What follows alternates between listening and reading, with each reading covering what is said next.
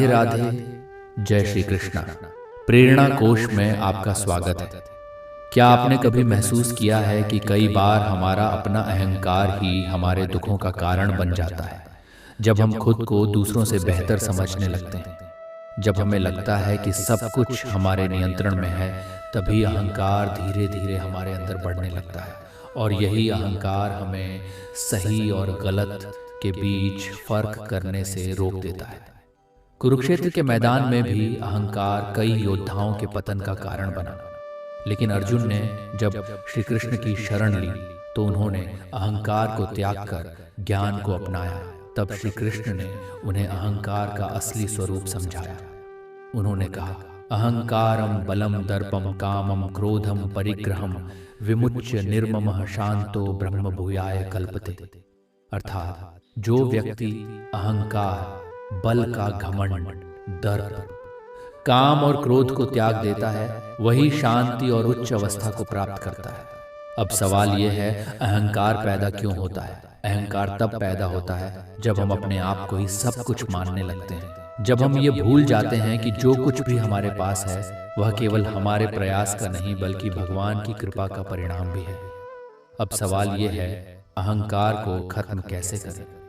पहली बात, अपने वास्तविक स्वरूप को पहचानिए।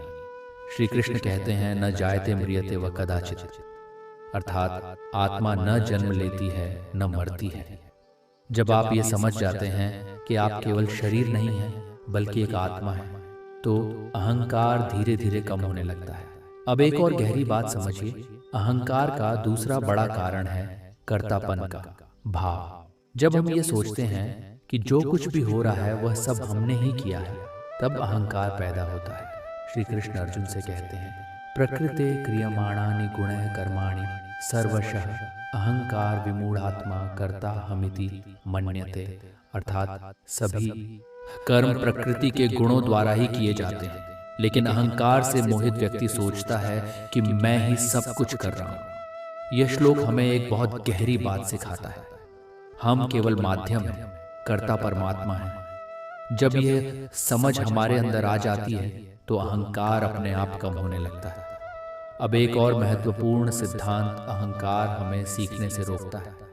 जब हम यह मान लेते हैं कि हमें सब कुछ पता है, तब हम नया ज्ञान ग्रहण नहीं कर पाते।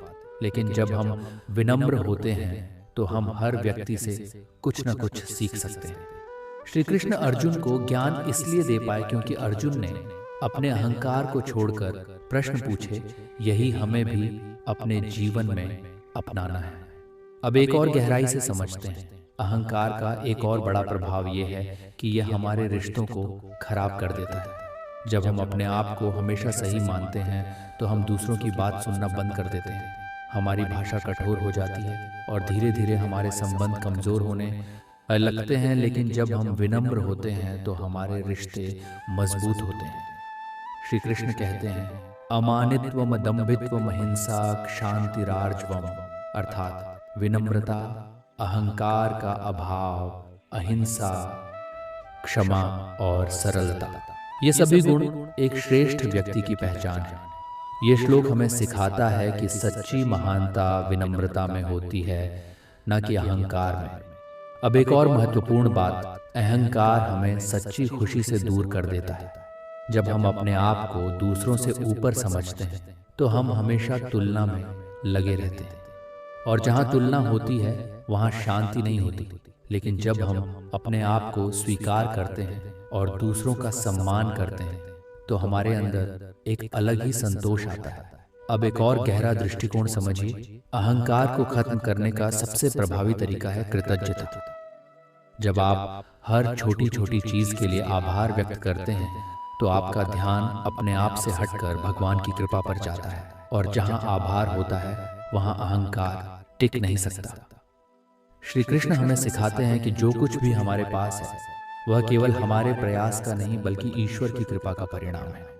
अब एक और महत्वपूर्ण सिद्धांत अहंकार को खत्म करने के लिए सेवा भाव बहुत जरूरी है। जब आप दूसरों की मदद करते हैं तो आपको यह एहसास होता है कि आप केवल अपने लिए नहीं बल्कि दूसरों के लिए भी जी रहे हैं। यही भावना अहंकार को कम करती है।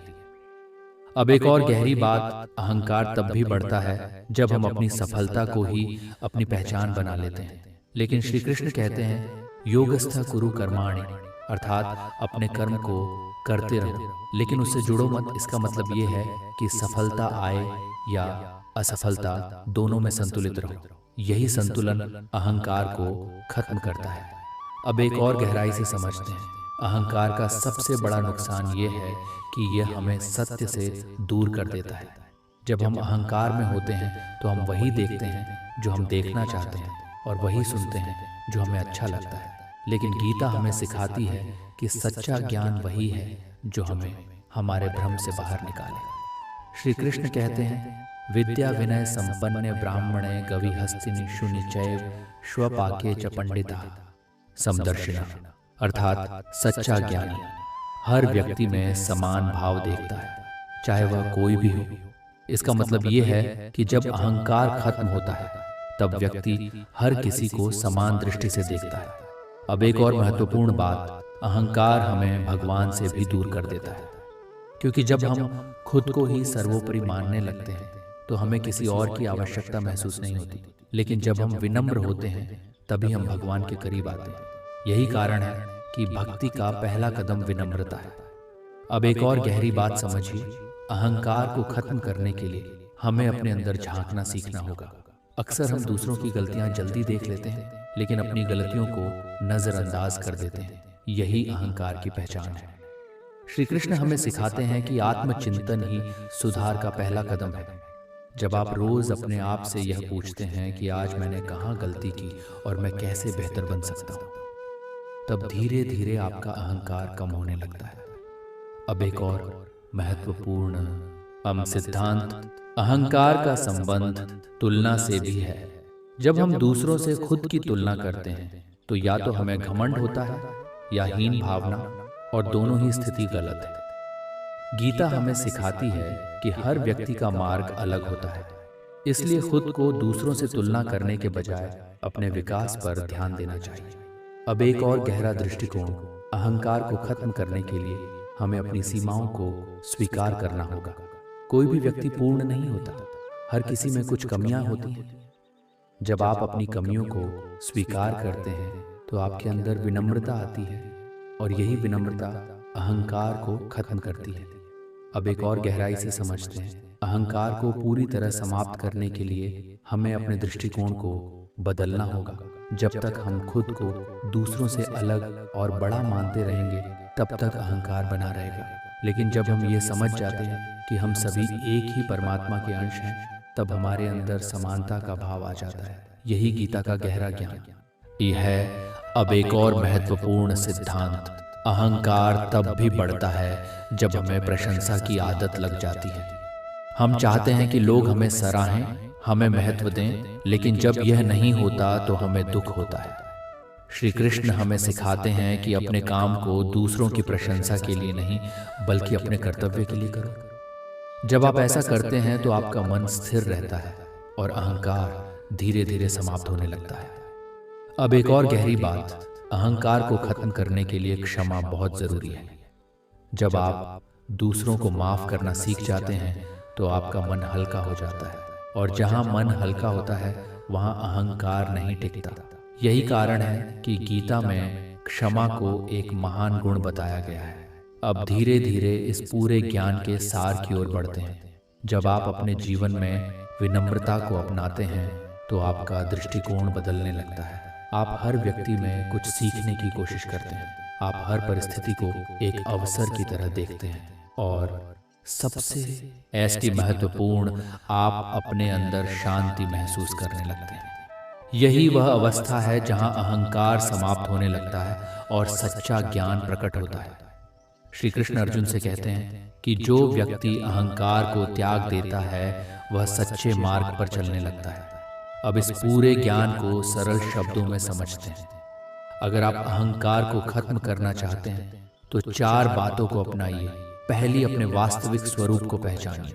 दूसरी, अपने कर्म को भगवान को समर्पित कीजिए। तीसरी, विनम्रता और कृतज्ञता को अपनाइए।